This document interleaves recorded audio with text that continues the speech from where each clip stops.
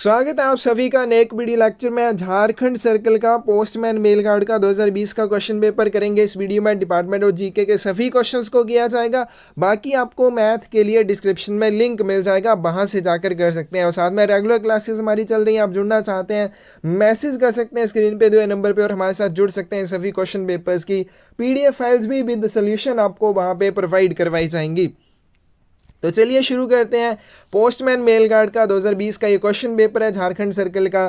First question है इसका यहाँ पे, it is under of the post office to affect delivery of all postal articles as expeditiously as possible.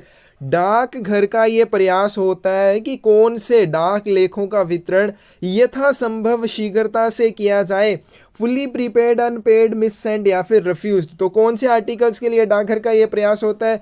जो पूरी तरह से भुगतान किए हुए लेख होते हैं, फुली प्रीपेड लेख होते हैं, उनके लिए डाकघर का ये प्रयास होता है कि यथासंभव उनका जितनी शीघ्रता से वितरण हो सके उनका किया जाता है। अगला क्वेश्चन है आपके पास, senior superintendents and superintendents of post offices the working of all the post offices under their jurisdiction. डाकघरों के वरिष्ठ अधीक्षक या अधीक्षक अपने अधिकार क्षेत्र में सभी डाकघरों के काम को क्या करते हैं? डू नॉट कंट्रोल, नियंत्रित नहीं करते हैं। डू नॉट डायरेक्टली कंट्रोल या फिर सीधे नियंत्रित नहीं करते हैं। डायरेक्टली कंट्रोल या फिर सीधे नियंत्रित करते हैं। डू नॉट इंटरफेयर विद, तो उनके साथ कुछ भी हस्तक्षेप नहीं करते हैं। तो क्या करते हैं? उसको सीधे नियंत्रित करते हैं। कौन सी ऑप्शन से हो जाएगी आपके पास? सी। जो आपके डाकघरों के वरिष्ठ अधीक्षक होते हैं या अधीक्षक होते हैं, अपने अधिकार क्षेत्र में सभी डाकघरों के काम को सीधे नियंत्रित करते हैं। ऐसी ऑप्शन आपकी सही हो जाएगी। अगला क्वेश्चन है आपके पास, which are controlled by the senior superintendent और superintendent RMS। Railway mail service के जो अधीक्षक या वरिष्ठ अधीक्षक होते हैं वो सीधे तौर पर किसको नियंत्रित करते हैं? पोस्ट ऑफिस को, रेलवे मेल ऑफिस को, या फिर रेलवे मेल सेक्शंस को, या फिर रेलवे मेल ऑफिस को और सेक्शंस को। तो दोनों को करते हैं, रेलवे मेल सेवा कार्यालयों को और अनुभागों को, दोनों को ही वरिष्ठ अधीक्षक या फिर अधीक्षक RMS के द्वारा सीधे नियंत्रित किया जाता है। डी ऑप्शन आपकी सही हो जाएगी। अगला क्वेश्चन है आपके पास, BOs accept SB deposits and effect SB। तो यहाँ पे फिल इन दी ब्लैंक आपको करना है कि क्या आएगा? इन अ रिस्ट्रिक्टेड मैनर। BO SB जमा स्वीकार करते हैं और प्रतिबंधित रूप में SB को क्या करते हैं? SB को स्वीकार करते हैं। लेकिन क्या, कौन सी SB को? ठीक है, SB डिपॉजिट है या कुछ और है? तो क्लोजर को, विड्रॉल्स को, ट्रांसफर को या फिर रिवाइवल। तो SB विड्रॉल को वो, ठीक है, इफेक्टिव SB विड्रॉल को एक्सेप्ट करते हैं। तो यहाँ पे बी ऑप्शन आपकी सही हो जाएगी। अगला क्वेश्चन है आपके पास, the public business hours are fixed with regard to local convenience and all work at the post office counter is latest hours fixed. तो हमें बताना है कि जो काम के नवीनतम तय किए हुए घंटे होते हैं उसके दौरान जो काउंटर्स पर काम होता है, पोस्ट ऑफिस के काउंटर पर काम होता है, उसको क्या किया जाता है? सार्वजनिक व्यवसाय के घंटे स्थानीय सुविधा के संबंध में तय किए जाते हैं। इनके लोकल कन्वीनियंस जो भी होता है या arrival and departure timing of the mail, उसके हिसाब से सार्वजनिक व्यवसाय जो होते हैं उनको तय किया जाता है। और डाकघर काउंटरों पर सभी काम तय किए गए नवीनतम घंटों के दौरान क्या किया जाता है? उसको कंटिन्यूड आफ्टर, ठीक है, उसको उसके बाद भी जारी रखा जाता है। नोट स्टॉप्ड एट, रोका नहीं जाता है। स्टॉप्ड एट रोक लिया जाता है, या फिर स्टॉप्ड बिफोर, उससे पहले ही रोक लिया जाता है। तो जो भी नवीनतम कामकाज के घंटे तय किए जाते हैं उनके दौरान काउंटर पर जितना भी काम हो रहा है उसको रोक लिया जाता है। ठीक है, रोक दिया जाता है, इनके स्टॉप्ड कर लिया जाता है, स्टॉप्ड एट हो जाता है वो। तो यहाँ पे सी ऑप्शन आपकी सही हो जाएगी। ठीक है, क्या हो जाएगा? Stopped at latest hour fix. जो भी निर्धारित घंटे होंगे लेटेस्ट आपके, उनके दौरान उसको रोक दिया जाएगा। If the addressee, while refusing to take delivery, gives an application for the detention of the article shall be detained in the post office for a period not exceeding of days from the date of its presentation to the addressee or from the date it is sent out for delivery as the case may be। तो यहाँ पे क्या बोला गया? यदि प्राप्तकर्ता लेख लेने से इनकार करता है और लेख को रोकने के लिए आवेदन करता है, तो प्रस्तुति की तारीख से या जब लेख को वितरण के लिए अंतिम बार भेजा गया था, जैसा भी मामला हो, उसके बाद कितने दिन तक रोका जा सकता है? 14 डेज, 3 डेज, 10 डेज या फिर 7 डेज। तो 7 दिनों तक रोक के रखा जाएगा। तो कई बार ये भी क्वेश्चन पूछा जाता है कि 7 दिन कब से गिने जाएंगे? तो यहाँ पे आपको ये ध्यान रखना है, from the date of its presentation, प्रस्तुति की तारीख से गिने जाएंगे, या लास्ट टाइम इसको कब वितरण के लिए भेजा गया था उस दिन के बाद से गिने जाएंगे ये वाले 7 दिन। तो डी ऑप्शन आपकी सही हो जाएगी। Frank impressions for prepayment we made of the address side of the postal article, डाक प्रभार के पूरा भुगतान के लिए फ्रैंक की शाप लेख के पते वाली साइड कहाँ पर होनी चाहिए? Anywhere on left hand top corner, on mid of the top, या फिर on right hand top corner. तो कहाँ पे होनी चाहिए? इसका सही आंसर आएगा आपके पास D, on the right hand top corner. तो देखिए हमने क्या किया, हम बार बार कहते हैं कि यहाँ पे एड्रेस लिखा जाएगा, एड्रेसी का, यहाँ पे सेंडर का लिखा जाएगा, यहाँ पे डाक टिकट चिपकाए जाएंगे, या फिर आप अगर फ्रैंकिंग मशीन की इंप्रेशन का यूज़ कर रहे हैं डाक प्रभार का भुगतान करने के लिए, तो वो भी इसी जगह पे यूज़ की जाएगी। या तो डाक टिकट यूज़ करेंगे या फ्रैंकिंग मशीन का उपयोग कर सकते हैं, ठीक है, उसकी इंप्रेशन का उपयोग आप कर सकते हैं, तो उसको भी यहीं पे लगाया जाता है, यानी कि राइट हैंड टॉप कॉर्नर, दाहिने हाथ के शीर्ष कोने पर। अगला क्वेश्चन है आपके पास, every fill in the blank should be closed in such manner that it does not give rise to sharp edges. प्रत्येक हमें बताना है कौन कौन सी चीज़ को इस तरह से बंद किया जाना चाहिए कि यह तेज किनारों को जन्म ना दे। पार्सल, पैकेट, लेटर, पैकेट और पार्सल, या फिर लेटर। तो एवरी लेटर, पैकेट और parcel should be closed in such a manner that it does not give rise to sharp edges. हम बार बार कहते हैं कि प्रत्येक पत्र, पैकेट या पार्सल को इस तरह से आपने क्लोज करना है कि वो तीखे किनारों को जन्म ना दे, ताकि बाकी लेखों को कोई नुकसान ना पहुंचे। सी ऑप्शन आपकी सही हो जाएगी। The public are advised to use minimum of stamps while prepaying postage charges by using stamps of the appropriate higher denominations। जनता को यह सलाह दी जाती है कि डाक शुल्क का पूरा भुगतान करते समय उचित मूल्य वर्ग के कितने डाक टिकटों का प्रयोग करना चाहिए, या कैसे डाक टिकटों का प्रयोग करना चाहिए? मिनिमम, लार्ज, ओड या फिर इवन। तो कैसे करना चाहिए? न्यूनतम, ठीक है। अब क्या हो गया, मान लीजिए आपने किसी आर्टिकल के ऊपर 20 रुपये डाक शुल्क देना है, तो आपको क्या सलाह दी जाएगी? आपको ये सलाह दी जाएगी भाई आप 1-1 रुपये वाले डाक टिकट की बजाय क्या करें, आप 5-5 रुपये वाले डाक टिकट लगा लें, ठीक है। उससे क्या हो जाएगा, सिर्फ 4 डाक टिकट लगेंगे। अगर आप ऐसा करते हैं 1-1 रुपये वाले लगाते हैं तो कितने लगेंगे? 20 डाक टिकट लगेंगे। और जिस लेख के ऊपर 20 डाक टिकट आपने लगा दिए उसके ऊपर आप एड्रेसी का एड्रेस, सेंडर का एड्रेस, उन सभी बाकी इंडिकेशंस के लिए जगह नहीं बचेगी। और दूसरा, आपका वैल्यूएबल स्टैंप पेपर जो होता है वो बर्बाद हो रहा है, ठीक है, पोस्ट ऑफिस का काम बढ़ रहा है। तो ऐसी सारी चीज़ों से बचने के लिए उनको क्या सलाह दी जाएगी? आप उचित मूल्य वर्ग के न्यूनतम डाक टिकटों का प्रयोग करें, यानी कि 5-5 रुपये वाले आप सिर्फ 4 ही डाक टिकटों का प्रयोग करके 20 बना सकते हैं उसको, तो आप इनका यूज़ करें, ना कि 1-1 रुपये वाले, ठीक है। तो इससे पोस्ट ऑफिस का काम भी बढ़ेगा, उसके ऊपर जगह भी कम बचेगी और वैल्यूएबल जो स्टैंप पेपर है वो भी बर्बाद होगा। तो इसलिए जनता को क्या सलाह दी जाती है? To use minimum number of stamps while prepaying postage charges by using stamps of appropriate higher denominations। तो कौन सी ऑप्शन आ जाएगी आपके पास? 9th की ए ऑप्शन। अगला क्वेश्चन है आपके पास, address should be written to the length of the cover and in order and in lower half and towards the right hand side of the article. पता cover की लंबाई के कैसे लिखना चाहिए और निचले आधे हिस्से में और लेख के दाईं ओर लिखा जाना चाहिए। तो देखिए जब भी आपका होता है, ये मैंने बड़ी बार वीडियोस में बना के दिखाई है डायग्राम। यहाँ पे हमने थोड़ी देर पहले क्या किया, यहाँ पे डाक टिकट लगेंगे या फ्रैंकिंग इंप्रेशन लगा सकते हैं आप। और यहाँ पे आपके किसका एड्रेस होता है? यहाँ पे होता है सेंडर का, जो प्रेषक है।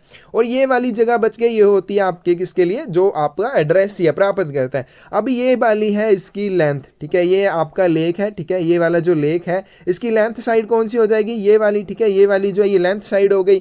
अब यहाँ पे क्या हो जाएगा, ये जो आप एड्रेस लिखेंगे एड्रेसी का, वो इस लेंथ के पैरेलल होना चाहिए। क्या होना चाहिए? पैरेलल हो। कैसे होना चाहिए? समांतर होना चाहिए। और कहाँ पे होना चाहिए? Lower half and towards right hand. अब राइट हैंड कौन सा आ गया? ये वाला आ गया। और यहाँ पे निचले कोने में, राइट हैंड निचले कोने में, क्योंकि ऊपर वाले में तो आपके डाक टिकट इंडिकेशंस वगैरह आएंगी, तो नीचे वाला कोना बचता है, यहाँ पे ये लेंथ के पैरेलल आपने लिख देना है। तो क्या हो जाएगा इसका सही आंसर? बी, ठीक है। बी ऑप्शन आपकी सही हो जाएगी।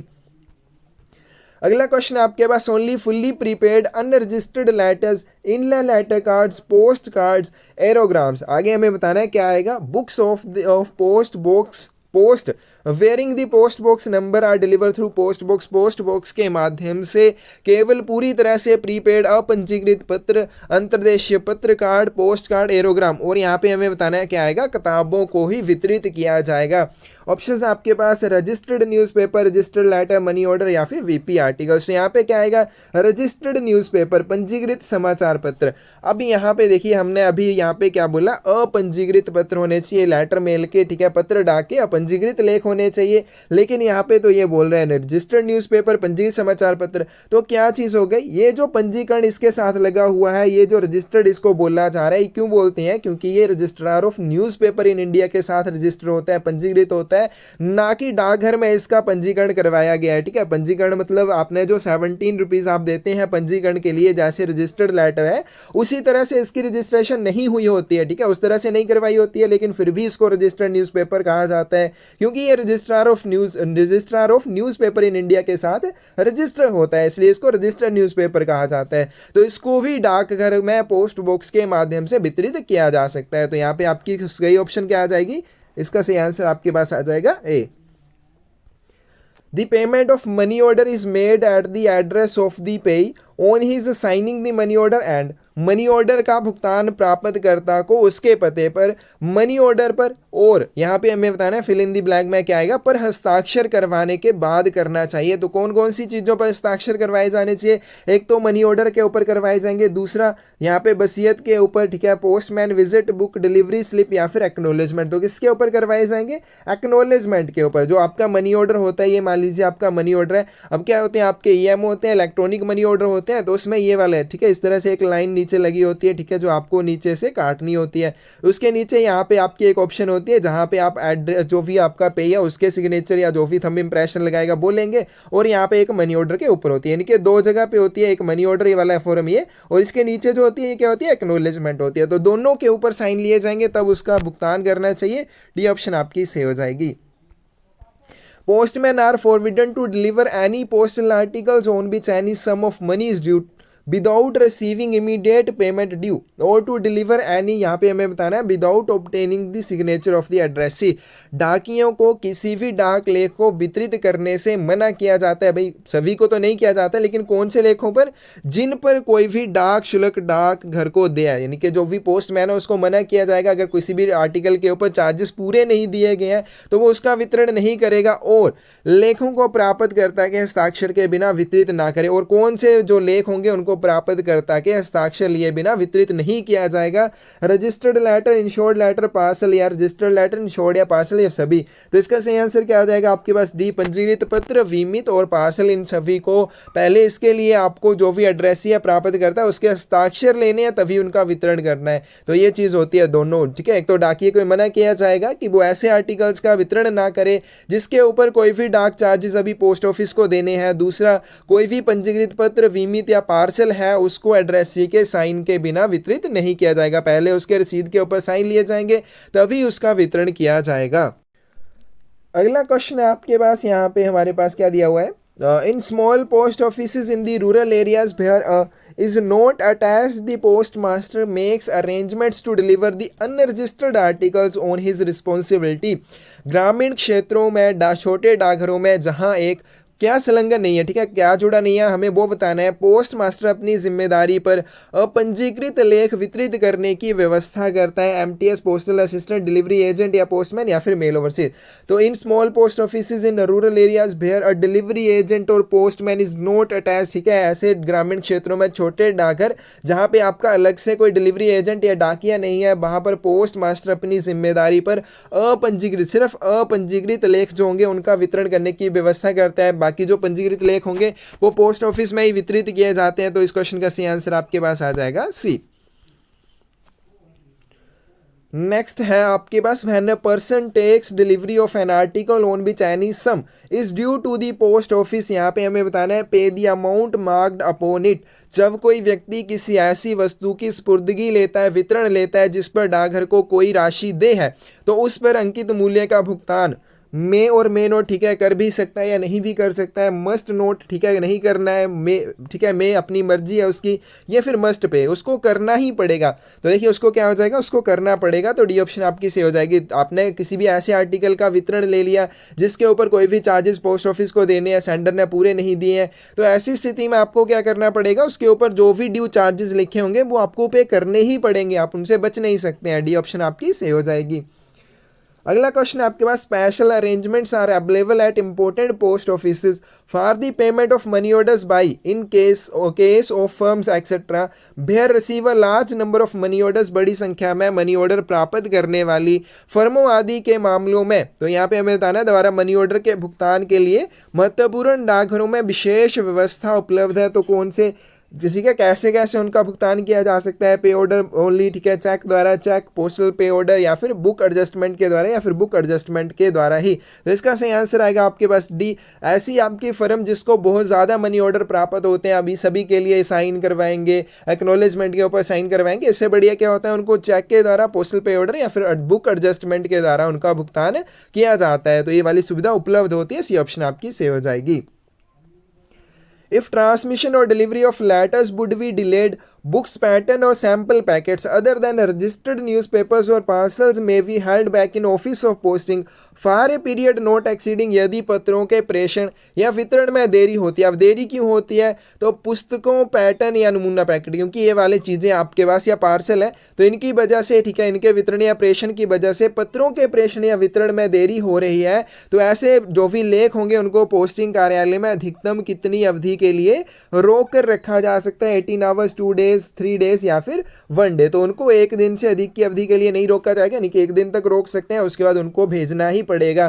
तो क्या हो गया कि मान लीजिए आपके पास पोस्ट ऑफिस में बुक पैकेट और पैटर्न पैकेट है और साथ में कोई पार्सल है, ठीक है, इनमें से कोई भी चीज़ है, लेकिन इसमें रजिस्टर्ड न्यूज़पेपर को काउंट मत करना, सिर्फ ये 3 चीज़ें, ठीक है, कौन कौन सी, बुक्स, पैटर्न और सैंपल पैकेट। तो ये वाली चीज़ें हैं, तो इसमें क्या हो जाएगा, अगर इनके प्रेषण या वितरण की वजह से आपके पास लेटर्स जो है उनके वितरण या प्रेषण में देरी हो रही है, तो इनको ऑफिस ऑफ पोस्टिंग में, यानी कि जहाँ से लेख को प्रेषित आपने करना है उस ऑफिस में इनको 1 दिन के लिए रोक कर रखा जा सकता है।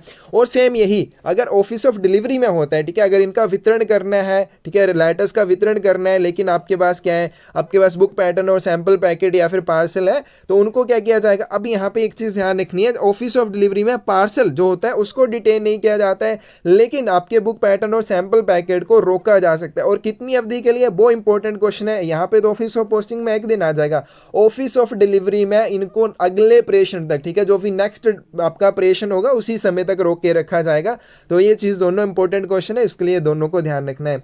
चलिए अगला क्वेश्चन आपके पास, articles addressed to which person are ordinarily dealt within the same manner as unclaimed article, ठीक है, कौन से व्यक्तियों को संबोधित लेख सामान्यतः लवारिस लेखों की तरह माने जाते हैं, माइनस को लिविंग, डिसीज्ड या फिर न्यूबॉर्न। तो किसको, जो मृतक व्यक्ति होते हैं उनको संबोधित लेखों को लवारिस लेखों की तरह माना जाता है। तो इस क्वेश्चन का 18th की से ऑप्शन क्या आ जाएगी आपके पास, सी, ठीक है, डिसीज्ड पर्सन को भेजा तो उसको क्या माना जाएगा, अनक्लेम्ड वाले हो जाएगा, उसको अनक्लेम माना जाएगा।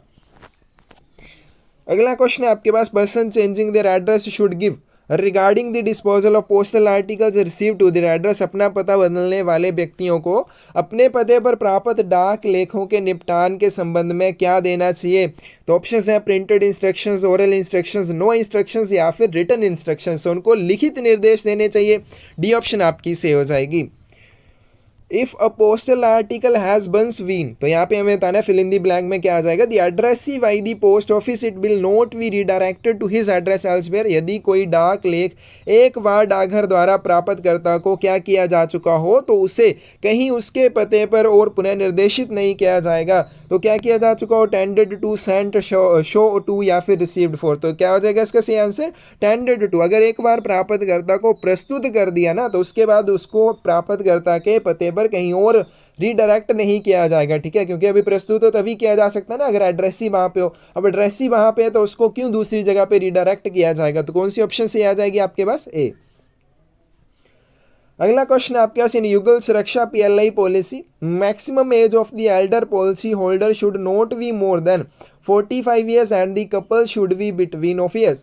युगल सुरक्षा PLI पॉलिसी में बड़े पॉलिसी धारक के लिए अधिकतम आयु सीमा 45 ईयर्स है, ठीक है, वो मैक्सिमम 45 ईयर्स का हो सकता है। और युगल, युगल मतलब जो जोड़ा है, जॉइंट लाइफ इंश्योरेंस कहा जाता है ना इसे, युगल सुरक्षा। तो युगल की आयु कितने वर्षों के बीच में होनी चाहिए, 18 to 40, 18 to 45, 21 to 40 या फिर 21 to 45।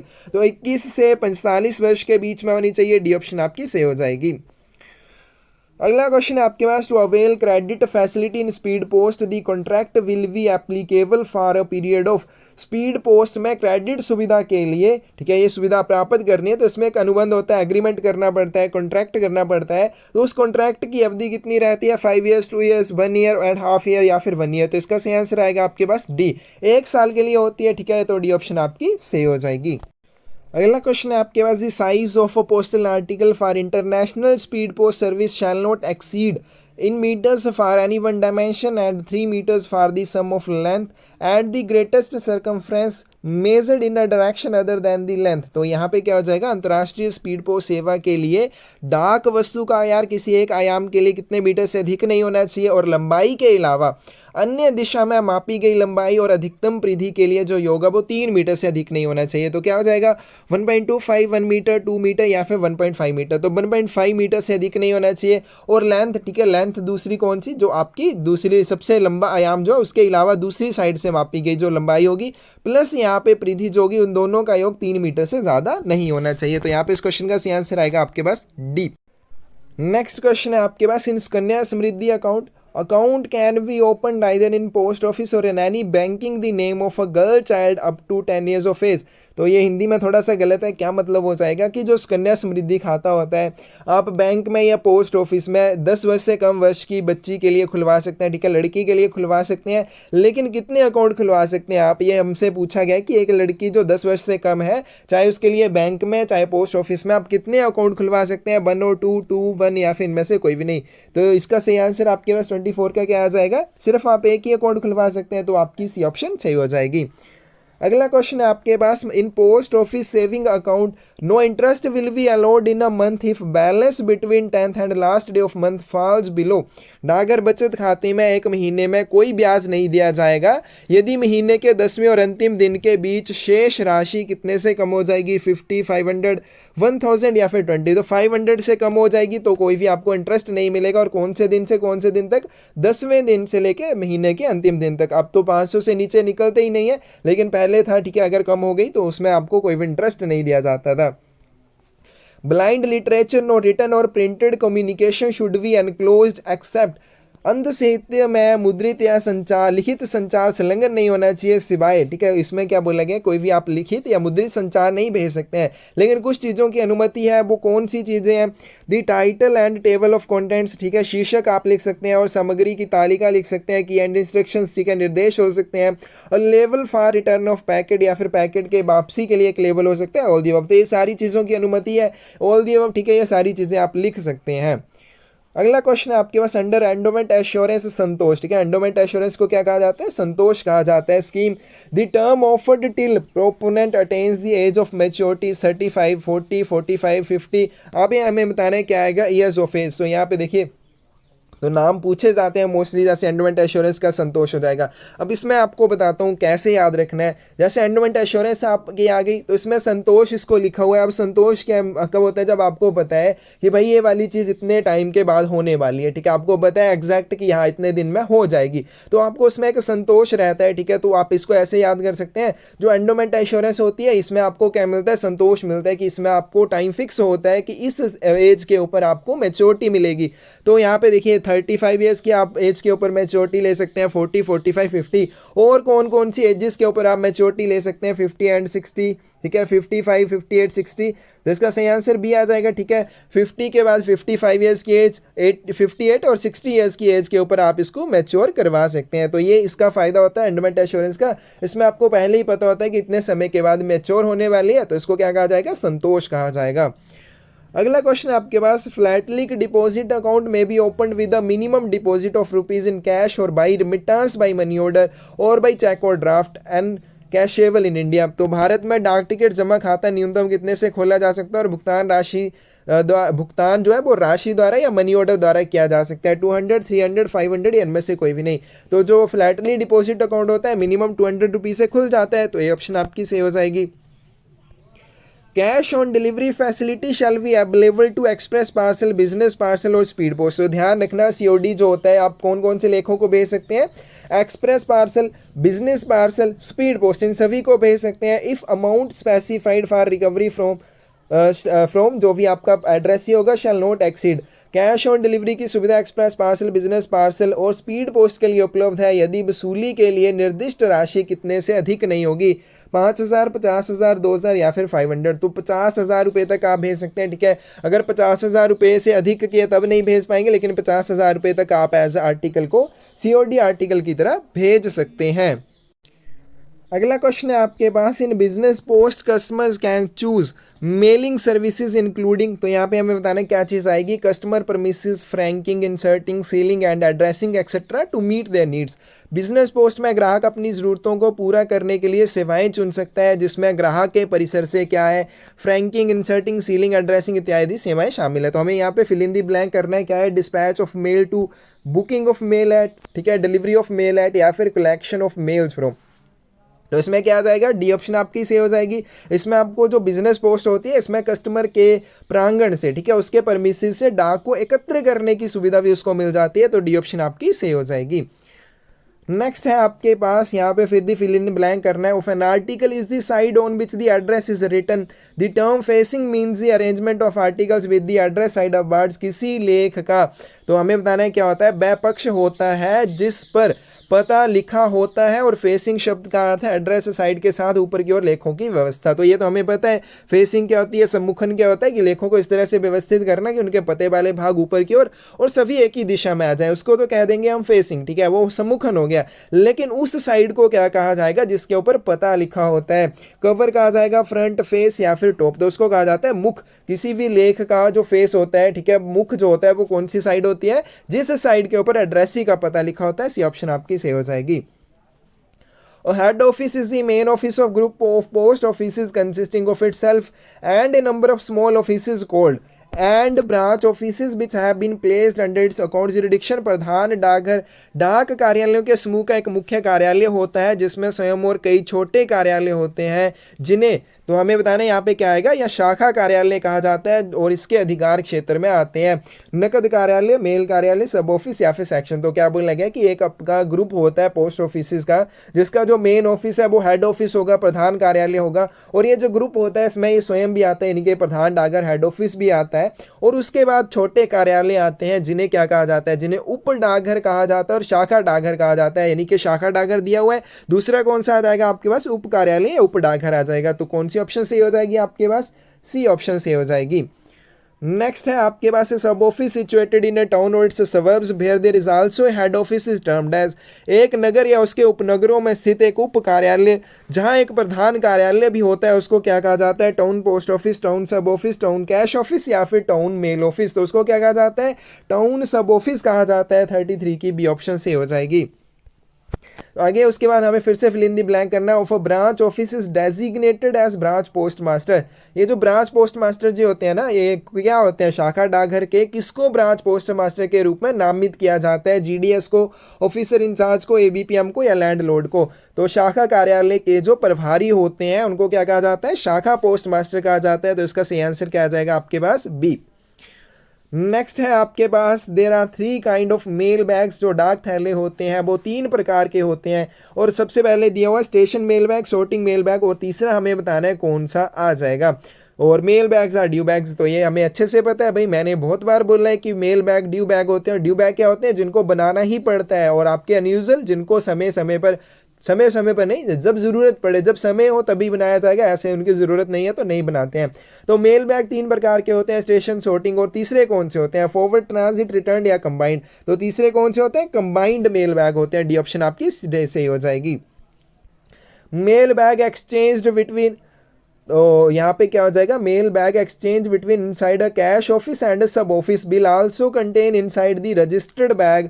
तो यहाँ पे क्या हो जाएगा, एक नकद कार्यालय और उप कार्यालय के बीच में आदान प्रदान किए गए मेल बैग में पंजीकृत बैग के अंदर क्या होना चाहिए, ठीक है, जो आपके कैश ऑफिस और सब ऑफिस के बीच में एक्सचेंज हो रहा है कोई भी रजिस्टर्ड बैग, उसके अंदर क्या होना चाहिए, ठीक है। ऑप्शन है आपके पास cash bag, cash without bag, ठीक है, उसके बाद चेक होना चाहिए वैल्यूएबल आइटम, तो इसमें क्या होना चाहिए, कैश बैग होता है। तो जब भी आप क्या करते हैं, कोई भी मेल बैग है वो आपके कैश ऑफिस और सब ऑफिस के बीच में एक्सचेंज हो रहा है, उसमें रजिस्टर्ड बैग भी है, तो उस रजिस्टर्ड बैग के अंदर क्या होता है, आपका कैश बैग होता है। अब यहाँ पे इंपॉर्टेंट क्वेश्चन जो पूछा जाता है बार बार, वो क्या पूछा जाता है कि अब जो अंदर कैश बैग डाला जाएगा इसको कौन सी सील लगाकर बंद किया जाएगा। तो कैश बैग को कैश सील से, और फिर रजिस्टर्ड बैग को कौन सी सील लगाई जाती है, इसको लगाई जाती है इंश्योरेंस सील, बीमा सील लगाई जाती है, तो ये पूछा जाता है।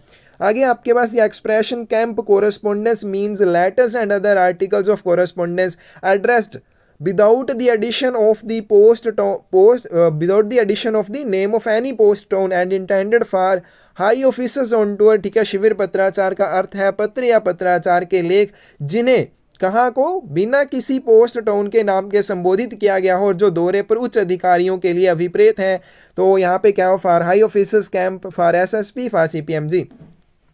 तो कोरेस्पोंडेंस एड्रेस्ड टू किसको हो जाएगा, addressed to camp without addition of any post town, ठीक है। इनको इस कैंप को संबोधित किया जाता है बिना किसी पोस्ट टाउन के नाम के, तो कौन सी ऑप्शन से हो जाएगी आपके पास, बी।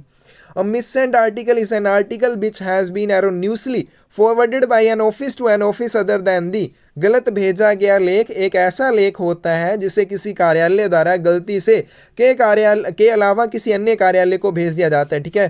तो कहाँ को भेजना था और कहाँ को भेज दिया ये हमें बताना है, ठीक है। कहाँ को भेज दिया ये हमें बता दिया कि अन्य कार्यालय को भेज दिया, लेकिन कहाँ को भेजना था वो हमें बताना है। मेल ऑफिस को भेजना था, हेड पोस्ट ऑफिस को, ऑफिस ऑफ डेस्टिनेशन या फिर सब ऑफिस को। तो कहाँ को भेजना था, गंतव्य कार्यालय को, डेस्टिनेशन ऑफिस को भेजना था। तो गलत भेजा गया लेख एक ऐसा लेख होता है जिसे किसी कार्यालय द्वारा गलती से उसके गंतव्य के कार्यालय के अलावा किसी अन्य कार्यालय को भेज दिया गया, उसे क्या कहते हैं, मिससेंट आर्टिकल कहते हैं।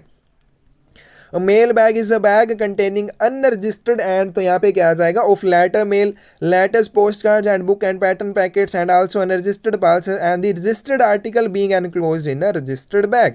एक मेल बैग ऐसा बैग होता है जिसमें अपंजीकृत और दूसरे कौन से पत्र डाके लेख होते हैं, जैसे पत्र, पोस्ट कार्ड, बुक और पैटर्न पैकेट, और साथ में पार्सल भी होते हैं। और साथ में बोला गया यहाँ पे पंजीकृत आएगा, ठीक है, अपंजीकृत नहीं है, यहाँ पे आएगा पंजीकृत। और पंजीकृत लेख जो होते हैं वो पंजीकृत थैले में संलग्न होते हैं। तो यहाँ पे ऑप्शन है आपके पास रजिस्टर्ड, पार्सल, स्पीड पोस्ट या फिर इंटरनेशनल। तो क्या आ जाएगा इसमें, रजिस्टर्ड और अनरजिस्टर्ड आर्टिकल्स होते हैं लेटर मेल के, और जो रजिस्टर्ड आर्टिकल्स होंगे उनको रजिस्टर्ड बैग के अंदर डाला जाता है, और रजिस्टर्ड बैग भी मेल बैग के अंदर ही होता है। तो कौन सी ऑप्शन सही होगी, ए ऑप्शन।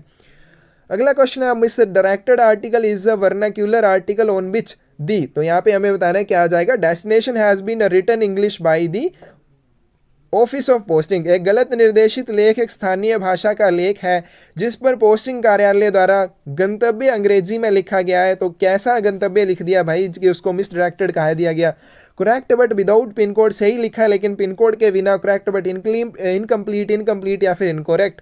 तो क्या हो गया, किसी, ठीक है, स्थानीय भाषा में लिखे गए लेख के ऊपर पोस्टिंग कार्यालय द्वारा गलत गंतव्य लिख दिया गया है इंग्लिश में, तो उसको कहते हैं मिस डायरेक्टेड। अब गलत गंतव्य लिखा है, गलत गंतव्य पे ही जाएगा, तो जहाँ पे पहुँच जाएगा फिर उसको वहाँ पे क्या कहेंगे, मिस डायरेक्टेड, गलत निर्देशित कहा जाएगा।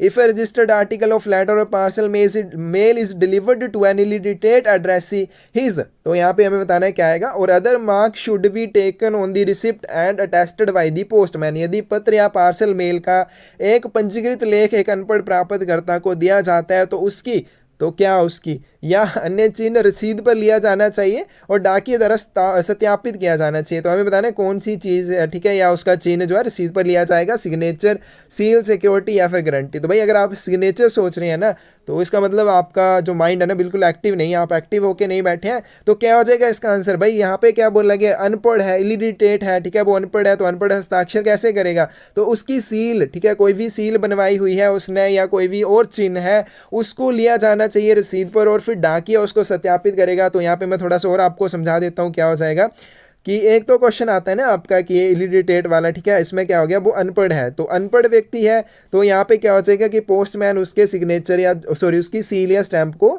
क्या करता है, उसको सत्यापित करता है।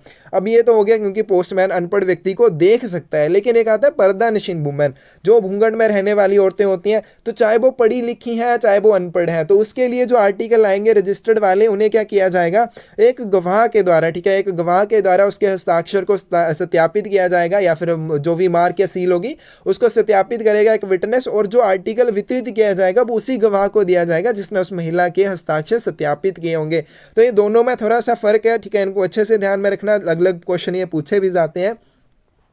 हेड पोस्टमैन में भी employed to make inquiries into, प्रधान डाकिये को किसमें पूछताछ करने के लिए नियोजित किया जा सकता है, minor complaints, verify payment of money orders, test the work of postman, all the above. तो इस सभी को, ठीक है, छोटी मोटी शिकायतों में इंक्वायरी करने के लिए, एमओ का भुगतान कर सत्यापित करने के लिए, ठीक है, और जो बाकी डाकिये होते हैं उनका काम भी, उसके काम का परीक्षण भी वो कर सकता है। तो प्रधान डाकिये को ये सारी चीज़ें दी जा सकती हैं।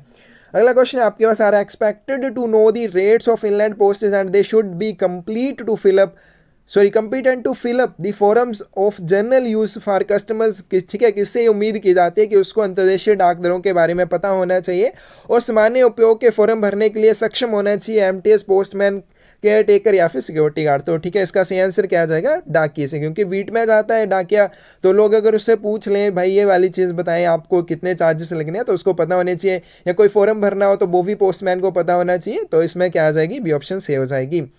Postman should carefully examine every article given to him for delivery and bring to the notice of in charge any article which डाकिये को स्पुर्दगी के लिए उसे दी गई वस्तु की सावधानी पूर्वक जांच करनी चाहिए और किसी भी वस्तु के प्रभारी, ठीक है, किसी भी वस्तु को प्रभारी के ध्यान में लाना चाहिए, जो कि, तो यहाँ पे क्या पूछा गया है कि जो भी आपके पोस्टमैन को आर्टिकल्स वितरित करने के लिए दिए जाते हैं उसको वो सारे ध्यान से चेक करने चाहिए, उनकी जांच करनी चाहिए, और कौन कौन सी स्थिति में उसको प्रभारी को बताना चाहिए अगर आर्टिकल खुला हुआ है, उसमें नुकसान हुआ है, या appears to be tampered with, या फिर ऐसा लग रहा है उसके साथ छेड़छाड़ हुई है, ऑल दी अबव। तो ऐसी सारी स्थितियों में, ठीक है, डी ऑप्शन से होगी। ऐसी ऊपर वाली सभी स्थितियों में अगर वो खुला है, क्षतिग्रस्त स्थिति में, उसके साथ ऐसा प्रतीत हो रहा है छेड़छाड़ हुई है, तो ऐसी सभी स्थितियों को प्रभारी के ध्यान में लाना चाहिए पोस्टमैन के द्वारा। Postman on duty are prohibited from distributing, duty पर तैनात डाकियों को क्या वितरित करने से मना किया जाता है, एडवर्टाइजमेंट, ठीक है, विज्ञापन, hand bills, trade circulars and notice of public या फिर ऑल दी अबव। तो ये सभी इसके, ठीक है, डी ऑप्शन से हो जाएगी। इन सभी चीज़ों को जनता की ओर से डाकिया वितरित नहीं करेगा, अगर सरकार की तरफ से आते हैं तब तो करने पड़ेंगे, लेकिन अगर जनता की ओर से तब उसको वितरित नहीं करेगा, ड्यूटी टाइम में।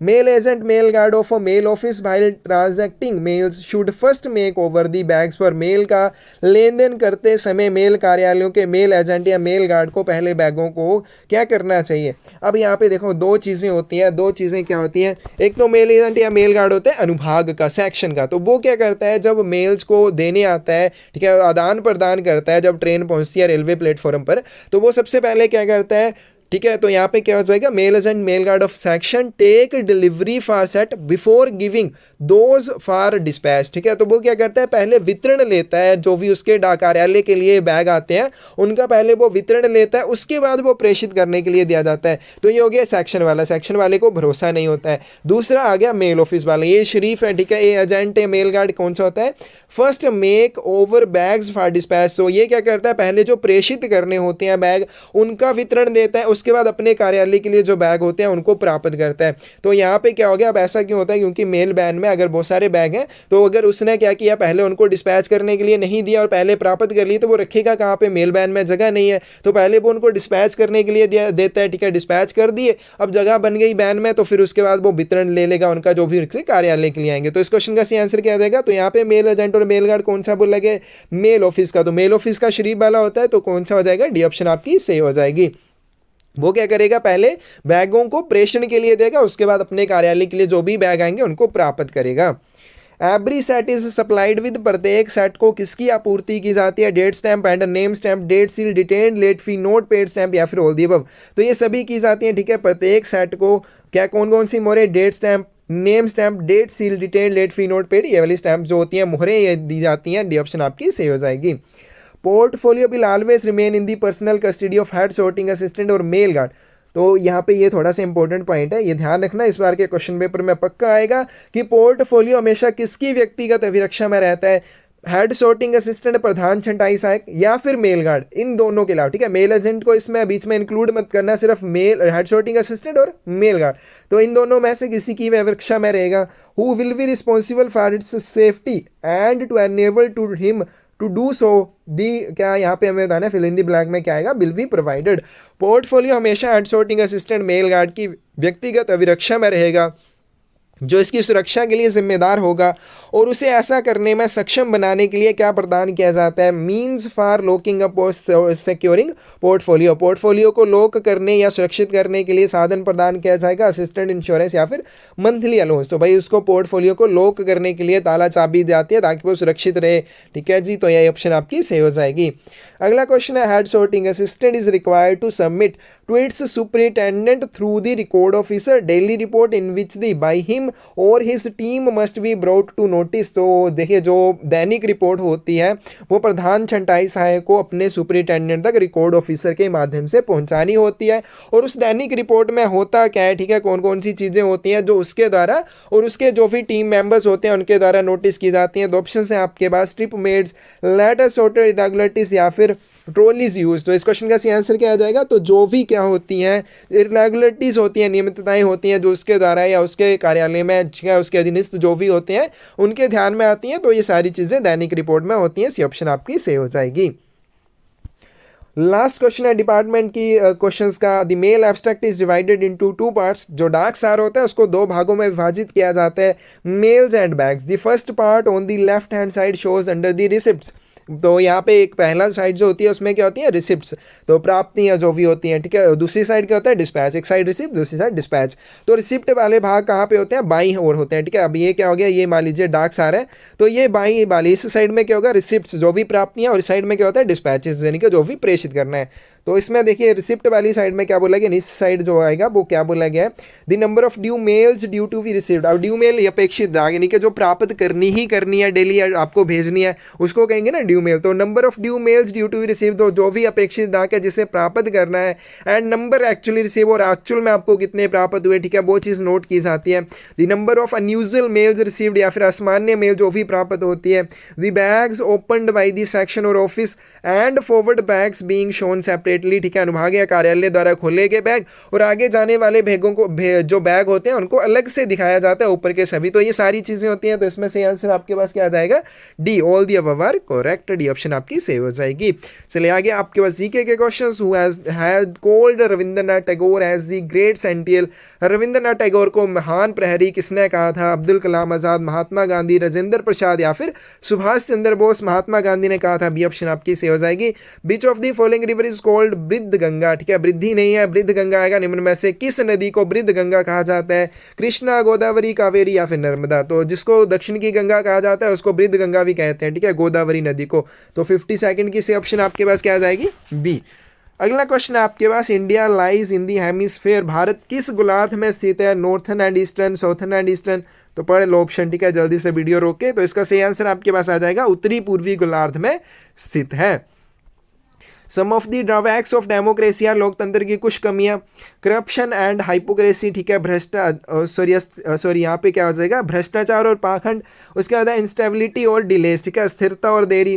पॉलिटिशियंस फाइटिंग अमंग देमसेल्व्स, ठीक है, आपस में लड़ रहे नेता, ठीक है, नेता आपस में लड़ते रहते हैं ऑल दी वो। तो इसमें से आंसर क्या आ जाएगा, डी, ठीक है। ये सारी कमी है लोकतंत्र की, नेता आपस में लड़ रहे हैं, ठीक है, भ्रष्टाचार हो रहा है, देरी होती है आपको काम करवाने, भाई कई कई दिन नहीं होता है, ठीक है, ये सारी चीज़ें।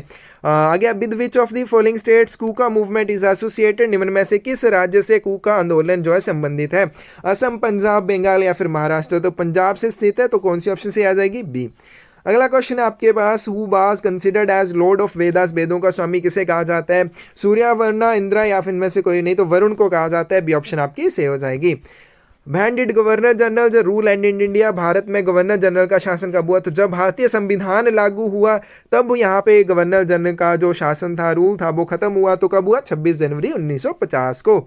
नेक्स्ट क्वेश्चन है आपके पास, which battle established the supremacy of British rule in India, किस युद्ध के बाद ब्रिटिश शासन ने सर्वोच्चता हासिल की? तो battle of Plassey, battle of Buxar, third Mysore war या फिर फोर्थ मैसूर वार। तो कहाँ हुई थी? Battle of Plassey 1757। ठीक है, इसके बाद जो भी आपका ब्रिटिश शासन था उसने भारत में सर्वोच्चता, मतलब उसने पूरा हक जमा लिया था अपना। नेक्स्ट क्वेश्चन आपके पास, we wish to do good citizens of every community in which we operate, this is, तो हम जिस समुदाय में रहते हैं उसके अच्छे नागरिक बनना चाहिए जिसमें हम काम करते हैं, तो ये क्या है? एक नैतिक कोड है। ठीक है, तो इस क्वेश्चन का सही आंसर क्या आएगा आपके पास? ये एथिकल कोड है। आगे आपके पास एथिक इज द साइंस, तो ये कैसी साइंस है? पॉजिटिव, नेगेटिव, नॉर्मेटिव या फिर थ्योरेटिकल? तो ये नॉर्मेटिव साइंस है। तो भाई ये था आपके पास झारखंड सर्कल का पोस्टमैन मेल गार्ड का क्वेश्चन पेपर। ठीक है, बहुत ही इंटरेस्टिंग सा ये क्वेश्चन पेपर था। आई होप आपको सभी क्वेश्चंस आते होने चाहिए थे, क्योंकि पढ़े में से आए हुए हैं, कोई भी क्वेश्चन ऐसा नहीं था जो पढ़े हुए में से नहीं आया हुआ था। तो आपको सभी आते होने चाहिए। बाकी रेगुलर क्लासेस में आप जुड़ना चाहते हैं ज़रूर मैसेज कर सकते हैं, और इन सभी क्वेश्चन पेपर्स की PDF फाइल्स भी आपको रेगुलर क्लासेज में उपलब्ध करवाई जाएंगी। मैथ के लिए आपको PDF फॉर्मेट में सोल्यूशन प्रोवाइड करवाए जाएंगे, GK की इंपॉर्टेंट PDF फाइल्स दी जाएंगी, और मैथ के लिए आपको प्रैक्टिस करने के लिए देखिए हमने पूरे क्वेश्चन पेपर्स में आपका सिर्फ डिपार्टमेंट और GK नहीं, साथ में मैथमेटिक्स भी आपका ऐड होगा। तो इसको आप क्वेश्चन पेपर लेके खुद बैठ के जब सॉल्व करेंगे आपको पता चल जाएगा कि आपको कितना आता है, भाई आपकी तैयारी कितनी है। तो आप इनको जरूर जुड़ सके ले सकते हैं, प्राप्त कर सकते हैं। ठीक है फ्रेंड्स, थैंक यू।